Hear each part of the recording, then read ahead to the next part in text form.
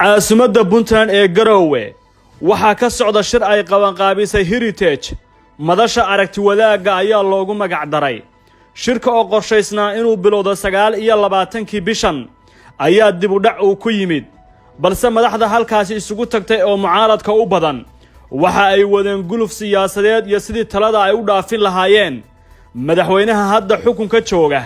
ee waqtigu ka sii dhamaanaya Maxamed Cabdilaahi Farmaajo 3 maalmood oo inta badan wafuudda ka qayb galaysa ku sugnaayeen Garowe waxaa socday kulamo doceediyo booqashooyin gaargaar ah inta badan musharaxiinta ayaa wada isku guurguur joogta ah waxa dhexdooda ka socda kooxaysi waxaana aan soo koobaynaa dhacdooyinka qarsoon ee ka socda Garowe iyo shirka oo fursad u noqday olo siyaasadeed iyo ololeynta musharaxiin gaar ah shirka dhamaadkiisa waxaa laga soo saarayaa warmurtiyeed aan ahayn kan dhabta ah ee madaxda shirsan ay gaarayaan kadib markii sida ay xoguhu sheegayaan laba musharax ay diideen sida ay wax u socdaan waxaana meesha laga saari doonaa eedda madaxweynaha hadda talada haya 2 xulafada Xasan Sheekh Maxamuud madaxweynihii looga guuleystay doorashadii 2017 ayaa wada ololihii ugu weynaa waxayna mideynayaan kala aragti duwanaansho ka dhaxaysa labada musharax ee Guuleed iyo Xasan Sheekh ama dhinac kale aanu niraahno xirtii ku mideysnayd xukunka inay timaado 2012 oo hadda Guuleed uu yahay mid ka fallaagoobay kooxda waxay u muuqdaan inay adag tahay inay iswaafaqaan waqti xaadirkan waxayna aad labada musharax u danaynayaan inay sii haystaan taageerada ay ka helayaan madaxda Puntland qaar ka mid ah oo aragtidooda dhanka salafiga iyo xukunkaba ula dhacsanaa Guuleed waxa uu isku arkaa inay tahay maalintiisii oo ay dhistaan bahdiisi simad Xasanna waxa uu isku caleemo saaray odayga ugu weyn ee mar kale ay tahay in lagu cimaamado 2020 laakiin labada dhinacba uma muuqdaan kuwa hadda is amaahin kara tanaasulka iyo isdhiska waqtigan 3 musharax ka mid ah kuwa ku shirsan Garowe waxaan ka soo xiganay in shirka midowga musharaxiinta ee hotelka Afrika kadib ay adag tahay in musharaxiintu ay aragti ku midoobaan waqtigan xasaasiga ah qaarkood ayaa madasha ay ka caroodeen ka qaybgalkeeda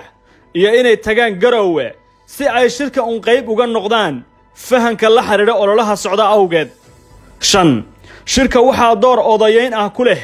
koox isxilqaantay oo ka mira dhalinaysa qabsoomida doorasho heshiis lagu yahay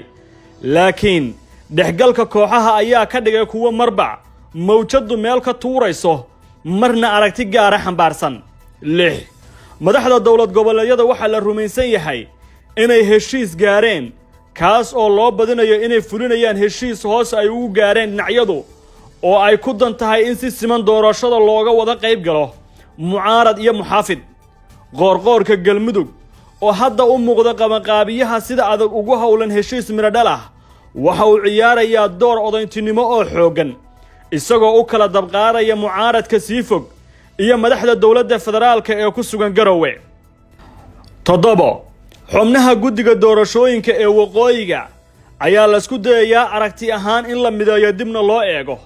wakiilka Somaliland ee Muqdisho sida uu isku haysto Cabdi Xaashiga aqalka sare wuxuu isku dayayaa inuu helo door weyn isagoo wali doonayo inuu isku hayo aragtidiisa gooni goosadka ah ee sirriga u ah iyo tan madasha laga sheego ee midnimada Soomaalida 8 waxaa jira erga ka socota Imaaraadka Carabta Midoobay oo madaxda Puntland kala shaqeynaysa sidii musharax loogu midaysan yahay looga horgeyn lahaa Farmaajo loogana gadi lahaa mucaaradka oo dhan tani waa dhacdada xoogan ee madasha kulankeeda ay Puntland u sheegatay inay bixinayso dhaqaalaha ama ay tahay martigeliyaha shirkan 9 wadaadada ictisaamka iyo madaxdii hore ee Puntland qaar ka mid ah gaar ahaan golihii wasiiradu waxa ay laba musharax isku haystaan kay taageeri lahaayeen Daahir Maxamuud Geelle iyo Cabdikariin Xuseen Guuleed waxayna aragtidooda salafiga ah kooxda ictisaamku la dhacsan tahay geelihii mar Sacuudiga ka noqday safiirka marna ahaa wasiirka warfaafinta ee Soomaaliya xukuumadii ka horeysay midda injineer Xuseen Maxamed Rooble ee hadda dhisan badi shacabka Puntland ayaa shirkan u arkaa madal aysan aragti ku lahayn lagu dul khudbaynayo soo dhowayntana ay sacabiyin ka yihiin waddooyin loo xiray ulana kulmayaan dhinacyo kala danaysi xooggan dhexdooda uu ka taagan yahay oo ay dareemayaan culays iyo jidadka la xiray dhinaca kale huteelada waaweyn ayaa dhaqaalo badan ka samaynaya waana fursad wanaagsan marka laga eego xagga dhaqaalaha